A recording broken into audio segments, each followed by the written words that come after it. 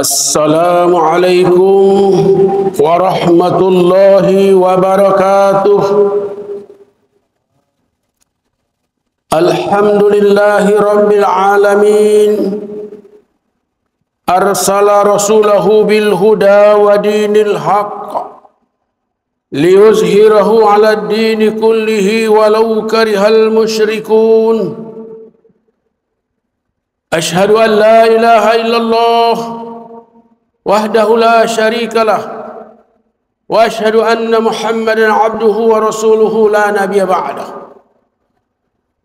Allahumma salli ala Muhammad wa ala alihi wa ashabihi ajma'in. Subhanaka la ilma lana illa ma 'allamtana innaka antal alimul hakim. A'udzu billahi minasy syaithanir rajim. Bismillahirrahmanirrahim. Ya ayyuhalladzina amanu taqullaha wal tanzur nafsum ma qaddamat lighad wattaqullaha innallaha khabirum bima ta'malun. Sadaqallahul azim. Bapak-bapak, ibu-ibu, saudara-saudari, kaum muslimin dan muslimat, sidang hadirin hadirat jamaah zuhur Masjid Raya Sumatera Barat yang berbahagia. Pertama dan terutama sekali, marilah kita selalu bersyukur kepada Allah Subhanahu wa taala yang telah memberikan kepada kita nikmat yang sangat banyak. Kemudian selawat dan salam kita kirimkan kepada Nabi kita, Nabi besar Muhammad sallallahu alaihi wasallam, sebagai Nabi yang diutus untuk kita jadikan sebagai suri teladan dalam kehidupan kita di dunia ini. Bapak-bapak, ibu-ibu yang saya hormati, beberapa hari lagi kita akan meninggalkan tahun 1445 Hijrah. Dan kita akan memasuki tahun baru 1446 Hijrah. Satu tahun telah berlalu. Sejak bulan Muharram, Safar, Rabiul Awal, Rabiul Akhir, Jumadil Awal, Jumadil Akhir, Rajab, Sa'ban, Ramadan, Syawal, Zulqa'dah dan Zulhijjah. 12 bulan dalam satu tahun. Dan setiap hari 24 jam dengan pergantian siang dan malam. Tanpa terasa, waktu begitu cepat berlalu, sehingga umur kita pun semakin bertambah kurang. Kesempatan sedikit sekali. Pintu kubur sudah semakin dekat kepada kita. Untuk itu, perlu kiranya kita introspeksi diri. Perlu kita bermuhasabah menjelang akhir tahun. Sebelum tahun 1445 Hijrah kita tinggalkan, mari kita evaluasi. Sebagaimana diingatkan oleh Allah pada surat Al-Hasyr yang kita bacakan di awal tadi, bahwa Allah mengingatkan orang-orang yang beriman, ya ayyuhalladzina amanu taqullaha wal tanzur nafsum ma qaddamat lighad wattaqullaha innallaha khabirum bima ta'malun. Hai orang-orang yang beriman, wahai orang-orang yang beriman, takutlah kamu kepada Allah dan hendaklah mempersiapkan diri, memperhatikan apa yang telah diperbuatnya untuk hari esok, akhirat. Dan bertakwalah kepada Allah. Sesungguhnya Allah Maha teliti apa yang kamu kerjakan. Guru-guru kita mengingatkan ayat ini merupakan ayat untuk introspeksi agar kita bermuhasabah tentang apa yang telah kita perbuat pada tahun ini. Dari tahun ke tahun akan terus berlalu sampai akhirnya ajal. Kalaulah ajal kita telah sampai Bapak Ibu, maka kita akan dipanggil untuk menghadap, yaitu panggilan maut akan datang kepada kita. Kita akan meninggalkan dunia ini untuk selamanya dan tidak akan kembali ke dunia lagi. Maka sebelum panggilan itu datang kepada kita, marilah kita benahi diri kita masing-masing. Karena suatu saat nanti di yaumil mahsyar, setelah hari kiamat, setiap orang akan dipanggil sebagaimana sabda Rasulullah sallallahu alaihi wasallam, la tazulu qadama 'abdin yaumal qiyamah hatta yus'al an umrihi fima afnahu wa an ilmihi fima fa'ala wa an malihi min aina aktasabah wa fima anfaqah wa an jismihi fima ablah. Tidak akan bergeser telapak kaki seorang hamba pada hari kiamat sebelum kepadanya diminta pertanggungjawaban oleh Allah atas 4 perkara yang telah diterimanya di dunia, yaitu umur untuk apa dihabiskan, ilmu yang dituntut dipelajari apakah diamalkan, harta dicari dan digunakan untuk apa, jasad jasmani yang sehat dipergunakan untuk apa. Pertanyaan itu akan kita jawab tanpa kebohongan. Karena di saat itu nanti tidak ada lagi yang namanya bohong, dusta, tidak ada lagi. Karena mulut akan dikunci dengan rapat-rapat, tangan akan berbicara sebagai saksi, kaki akan berbicara, dan semua anggota badan pun akan menjadi saksi akan perbuatan kita ketika di dunia. Untuk itu kaum muslimin yang berbahagia, sebelum masa itu tiba, marilah kita sambut tahun baru dengan introspeksi diri. Marilah kita bersyukur kepada Allah karena kita masih diberi kesempatan. Kita masih sampai umur, walaupun umur kita bertambah kurang. Jangan bangga dengan umur yang panjang lalu bermaksiat, tapi banggalah umur yang panjang dengan sibuk melakukan kebaikan di mana-mana. Berbuatlah dengan kebaikan dan ketakwaan. Baik laki-laki maupun perempuan, kaya maupun miskin, pejabat maupun rakyat, lakukan kebaikan sebelum dihentikan oleh Allah Subhanahu wa taala untuk melakukan kebaikan itu. Berbuat baiklah kepada siapa saja, di mana saja. Karena kesempatan sangat sedikit bagi kita. Waktu akan berlalu tanpa terasa. Maka pergunakanlah waktu itu sebaik-baiknya sebelum kita mengalami kematian. Hari ini harus lebih baik dari hari yang telah berlalu. Siapa yang hari ini lebih baik dari hari yang berlalu, maka dialah orang yang beruntung.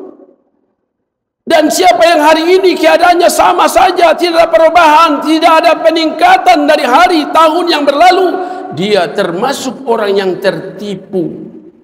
Dan siapa yang hari ini keadaannya lebih buruk dari hari atau tahun yang berlalu, dialah orang yang terlaknat. Na'udzubillah min dzalik. Maka seorang muslim yang cerdas Yang pintar, dia akan mencari untung terus. Dia akan berusaha untuk mendapatkan keuntungan, bukan kerugian. Sebagaimana Allah SWT telah bersumpah demi waktu, wal asr, demi waktu yang singkat. Innal insana lafi khusr illa alladhina amanu wa amilus solihati wa tawasaw bil haqq wa tawasaw bis sabr. Demi masa, sesungguhnya manusia dalam keadaan rugi kecuali orang-orang yang beriman dan orang-orang yang beramal soleh dan orang-orang yang senantiasa saling nasihat menasihati dengan kebenaran dan saling menasihati dengan kesabaran. Untuk itu kaum muslimin, mari kita persiapkan diri kita sebelum kematian datang, terutama terhadap 3 hal yang mesti kita periksa kualitasnya. Kualitas dalam amal. Karena yang Allah pandang adalah kualitas, bukan kuantitas dalam amal. Kualitas. 3 amal utama. Ya, sebelum kita mati, selagi masih hidup di dunia ini, kita mesti berjuang bersungguh-sungguh melaksanakan 3 amal ini sebagai amal kontrol dalam kehidupan kita. Sebagai apapun kita, sebagai pejabat atau rakyat, kaya atau miskin, mesti ada kontrol yang mengontrol kehidupan kita melalui 3 hal. Pertama, selalu menjaga solat fardu dan solat sunat. Jaga solat. Walaupun sibuk di kantor, sibuk di toko, sibuk permainan, sibuk menonton, sibuk dengan anak, sibuk dengan cucu, jangan sampai lalai sehingga meninggalkan solat. Rugi kalau seseorang meninggalkan solat. Untung kalau orang kaya rajin solat. Beruntung kalau pejabat rajin solat. Oleh sebab itu, jaga solat. Walaupun kita sibuk dengan urusan dunia. Dan mesti jangan ada pembiaran. Ada istilah ketika kami mengikuti kegiatan retorika. Jangan adakan pembiaran kepada keluargamu tentang hal solat. Sebagai suami mesti mengingatkan istrinya, jangan tinggalkan solat. Jangan sampai suami membiarkan istri tidak solat. Jangan sampai ayah membiarkan anak-anak tidak solat. Jangan sampai guru dosen membiarkan murid-muridnya tidak solat. Jangan sampai pejabat membiarkan rakyatnya tidak solat. Karena nanti di akhirat seorang pemimpin akan dimintai pertanggungjawaban tentang hubungan seseorang dengan Allah Subhanahu wa Ta'ala. Karena solat merupakan kunci dan tiang agama, kunci ke surga. Orang yang meninggalkan solat berarti dia telah meruntuhkan agama. Orang yang berani meninggalkan solat, dia pun akan berani meninggalkan perintah yang lain. Dan dia akan berani melaksanakan larangan Allah. Sebab solat akan mencegah perbuatan keji dan mungkar. Untuk itu kaum muslimin, mari kita tingkatkan kualitas solat kita secara pribadi. Dan kita ingatkan keluarga kita supaya tetap menjaga solat. Karena solat merupakan awal kesuksesan seseorang. Kegagalan, kegalauan, dan kekacauan rumah tangga karena pasangan suami istri tidak solat. Atau ada di antara anggota keluarga yang sengaja meninggalkan solat. Oleh sebab itu kaum muslimin, Kota Padang khususnya, yang menjamur masjid-masjid dan musola, yang mesti kita makmurkan, kita ramaikan, kita penuhi panggilan sang muazin, kita datangi solat berjamaah, kita dukung program pemerintah yang mengajak kita kembali ke surau, yang mengajak kita kembali ke masjid, kembali membaca Al-Quran, kembali solat. Jangan sampai kita abaikan, karena hari ini harus lebih baik dari hari yang telah berlalu. Kemudian yang kedua kaum muslimin, kepada kita masing-masing Kalau ingin mendapatkan kebaikan dunia akhirat, mesti mau membaca Al-Quran. Baca Al-Quran dan pelajari Al-Quran dan ajarkan Al-Quran. Baca, pelajari, ajarkan. Karena dengan membaca Al-Quran hati kita akan tenang. Dengan mempelajari Al-Quran kita akan tahu apa perintah dan larangan dari Al-Quran. Dengan mengajarkan Al-Quran sehingga orang akan tercegah dari perbuatan-perbuatan keji dan mungkar. Karena mendapatkan petunjuk dari Al-Quran. Al-Quran merupakan hudan linnas. Al-Quran menjadi petunjuk dan bahkan Al-Quran menjadi obat. Wa nunazzilu minal Qur'an ma huwa shifa wa rahmatul lil mu'minin wa la tazidiz zalimina illa khasara. Oleh sebab itu kaum muslimin, mari kita sepakat untuk segera membenah diri. Kita ajak keluarga kita, ajak suami, ajak istri, ajak anak, ajak menantu, ajak cucu, ajak teman baca Quran, pelajari Al-Quran. Sekarang di Masjid Raya Sumatera Barat yang megah ini ada program pemberantasan buta huruf Al-Quran. Program tahsinul Quran, memperbagus bacaan Al-Quran, memperbaiki makhrajul huruf, memperbaiki sifatul huruf dan ahkamul huruf, sehingga kita membaca Quran merasa senang dan enak didengar. Bacalah, pelajarilah dan ajarkanlah. Khairukum man ta'allamal Quran wa 'allamahu. Sebaik-baik kalian adalah orang yang mau belajar Al-Quran dan mau mengajarkannya. Kemudian yang ketiga kaum muslimin, sebelum panggilan maut datang kepada kita, marilah kita segera bertaubat. Marilah kita segera mengakui kesalahan kita lalu berusaha memperbaiki kesalahan masa lalu. Kekhilapan kita pada masa lalu, tinggalkan masa lalu, perbaiki menjadi lebih baik untuk masa yang akan datang. Masa lalu adalah kenangan. Kadang-kadang kenangan manis, terkadang menjadi kenangan pahit. Ketika teringat dosa-dosa kita pada masa lalu, segeralah bertaubat dan minta ampun kepada Allah yang Maha Pengampun dan berusaha memperbaiki diri. Semoga Allah memberikan kita kekuatan, memberikan kita pertolongan untuk menjadi hamba Allah yang lebih baik pada tahun 1446 yang beberapa hari akan kita terima.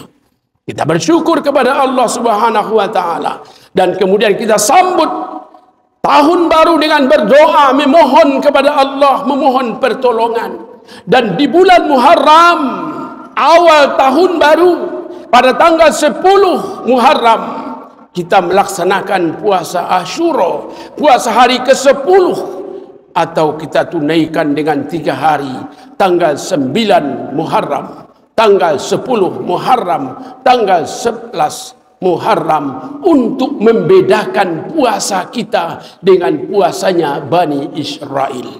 Semoga bermanfaat. Assalamualaikum warahmatullahi wabarakatuh.